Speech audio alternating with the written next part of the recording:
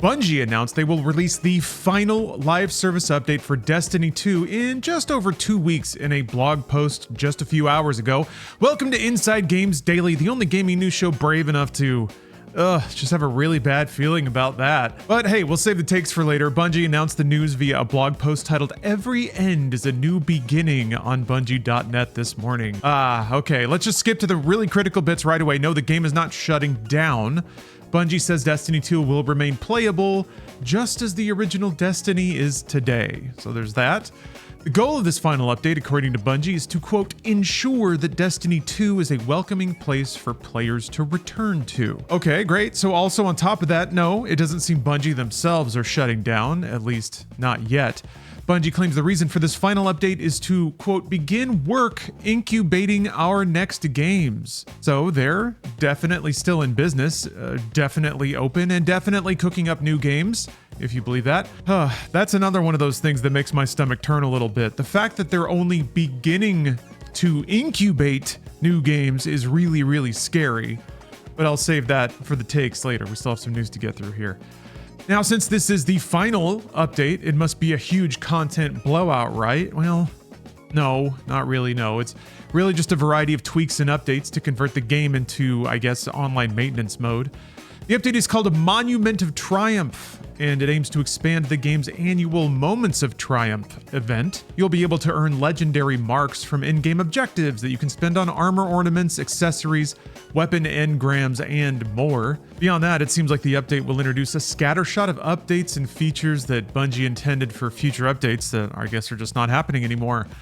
They said that they will add, quote, small character beats to leave the story and characters in interesting places, end quote. And that phrase in the context of Destiny is really confusing and worrisome. I don't know what they consider an interesting place to leave a character, especially for good. I don't know. I would like a conclusive place maybe, but that's not what Destiny's about. Lore-wise, Bungie encourages, quote, reading and exploring to find all the Easter eggs, callbacks, reveals, and love for the lore hounds. So I guess they're just gonna sprinkle a bunch of stuff all over the place. That sounds nice, at least. This is interesting. The director is back. It's a very official word for the old menu style that you would use to find in-game events. They switched it to the portal, which kind of bases it more around activity and then flows through there as opposed to destination-based. There's still little portal buttons though, so it's kind of a mix of both. Bungie also announced the permanent return of the Pantheon activity and a wide array of weapon and armor refreshes to bring them to, quote, modern standards. They say they'll go into more detail about gear adjustments in future blog posts. Now, of course, it's Destiny, so it's still going to be monetized always. You'll still be able to buy and spend silver, the game's premium currency. However, Bungie says they will expand the cosmetic offerings that you can buy with Bright Dust. That's the game's earnable in-game currency. Items you can buy with Bright Dust will now also be rotated daily as opposed to weekly, so there'll always be something new to check out and hopefully grab the stuff you've been waiting years and years to get. There's also going to be a reward pass that was planned for Shadow and Order, which was Destiny 2's next expansion, but then was delayed because its release date was kind of near Marathon, and now I guess not happening at all. You would think, though, that more of that content would trickle into this update, or that there'd be more that would be convertible or usable. Makes you wonder how much is getting tossed in the bin. But I guess we'll never know. Oh, and speaking of asking you for money in various ways, Bungie is also going to be bundling all Destiny 2 content packs into one single purchase, which will be available on June 9th. The blog post didn't say how much it will cost, but it'll include all the expansions, the dungeon keys, the 30th anniversary pack. It's a bit confusing in Destiny 2 to buy access to everything, and equally annoying when you think you have what you need and then you click on going to a dungeon and it tells you haven't bought it yet. But this should make it a lot easier. They also announced that all the individual content packs and expansions will receive permanent price markdowns in June sometime. And then Bungie hit us with the one more thing in their blog post. Here at the end of time, when all things turn into dust, it finally happens. It finally returns. Yes, the Sparrow Racing League will return as a permanent addition to Destiny, with returning tracks from Destiny 1 and a new racing space. So that's kind of exciting. You'll be able to earn all sorts of trinkets and goodies with the Racing League. So that's pretty much the big news beats. There were a lot of other smaller bits, but they really get into the minutia about the aspects of Destiny, which is kind of a bummer. You'd think there'd be more explosive big news for the final update. But now it's time for some more commentary, even though I couldn't help myself as we went along. But yeah, this seems really bad, right? This seems really bad. Bungie was in active development on Shadow and Order, and then made an announcement like this just 2 weeks before they're putting out the content pack. I don't know. The suddenness of it, or the adjacency to the date that they're wrapping everything up, doesn't feel like it was planned this way.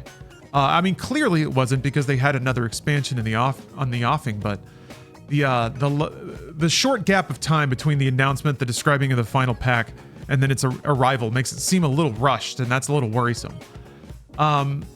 The rewards pass bit and the cryptic story beats, the descriptions about leaving characters in interesting places. Honestly, that just feels like they've really dressed up the fact that they were like a third through a quest storyline and cut it off, and that's it. And that's where the story is, and it's interesting. Isn't that interesting? That the story just stops? That's me being cynical and assuming, but it's where my gut goes. That it's just some very hastily and partially completed content. It feels like the plan was swerved at some point. Maybe they knew they were driving towards a conclusion like this for a while and chose to wait to announce it like this until pretty close to the actual date. But I don't know. To me, it's pretty clear that PlayStation did not have the patience or the funds to let Bungie finish Shadow and Order as a actual final update, which further implies that PlayStation decided that any continued operation of Destiny 2 is a losing proposition. Like they're kind of done giving them chances. And I feel like the Star Wars integration was probably the final thing, really. They did their final conclusive expansion with Final Shape. That was the big gun. The second biggest gun is doing a brand integration with the biggest brand you can find, Star Wars. They fired it, and now what have they got left? Another expansion. And there's nothing about it, nothing marketable or interesting that gives anyone any hope it's going to perform any better than the last ones, so why even try? And when you run out of sellable bits, when you run out of being able to go to your boss and say, just wait for this next thing, that's when it starts to get bad, and that's when current work starts to get cut off because there's no prospect of it improving. There's also the multiple allusions to unnamed future projects in this blog post, and that's a little worrisome too. Not only I mentioned this earlier, the aspect that they're saying that they're shutting down work on Destiny to begin incubation on stuff.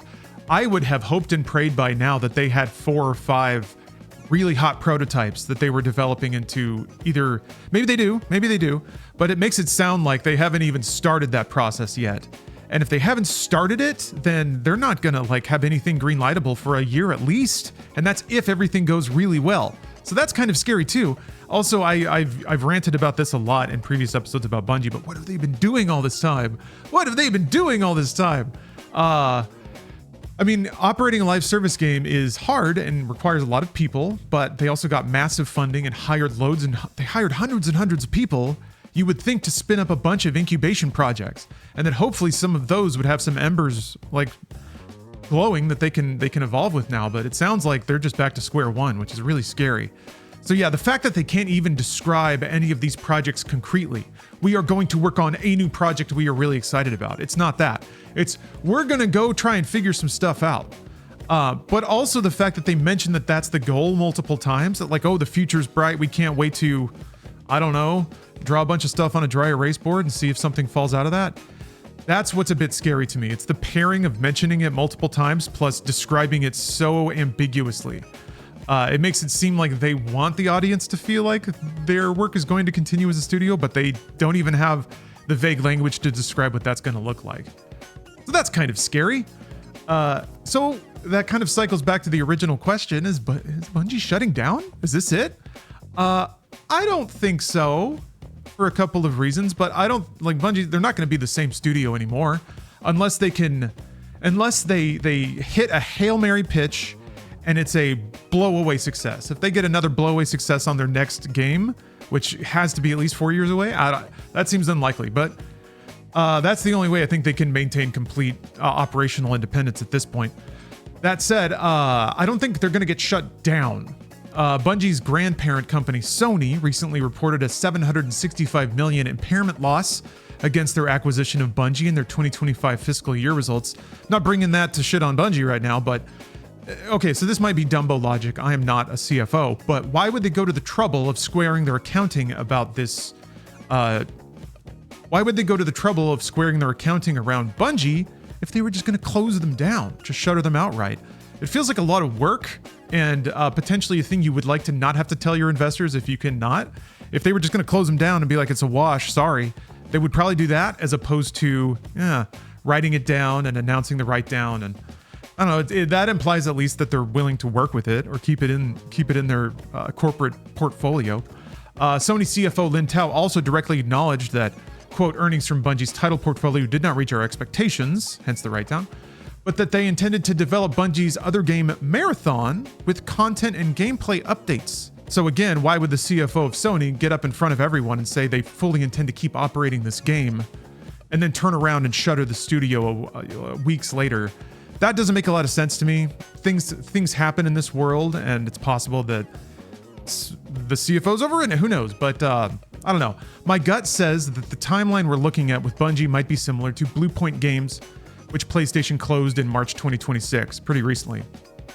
So if you'll recall, according to a timeline from Jason Schreier, they had a greenlit games as service project from PlayStation until January 2025, when PlayStation canceled it internally.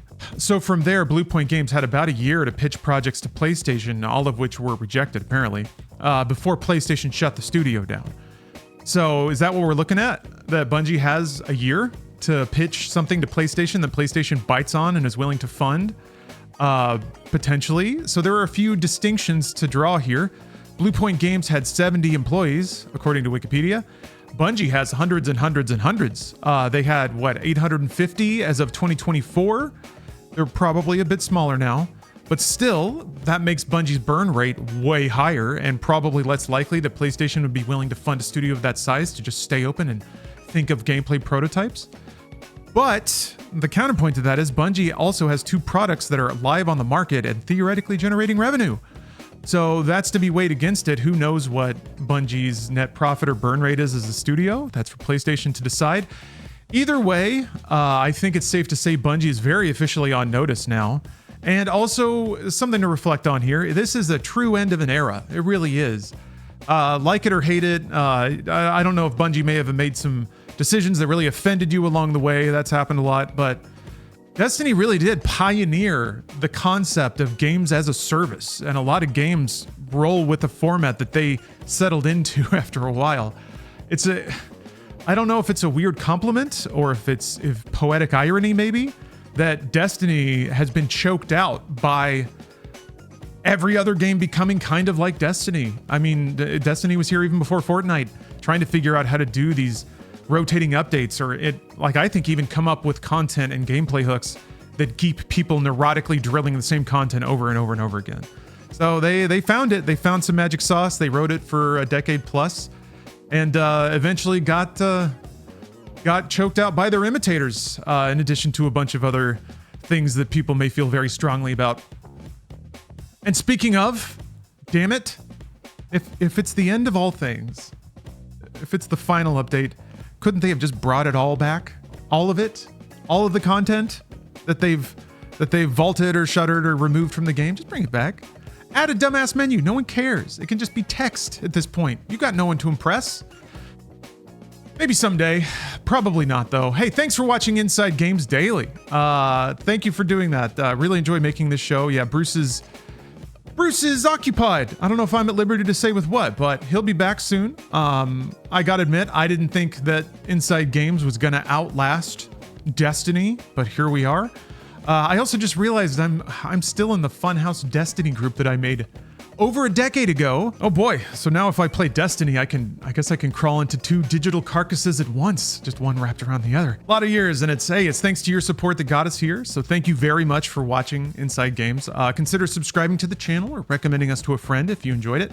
We also have a Patreon that posts all of our content for free, absolutely free. I also use it as a meme dumping ground, so really it's just a really long, deranged meme thread at this point, so please check it out. Despite all the memes being free, some viewers even decide to give us money to support the show here. So on that note, thank you very much, Thane Fireblood, Donald Tello, Rattlelog, Splinkerton Forkendoggin, and Baron 5X. See you next time, Space Cowboy.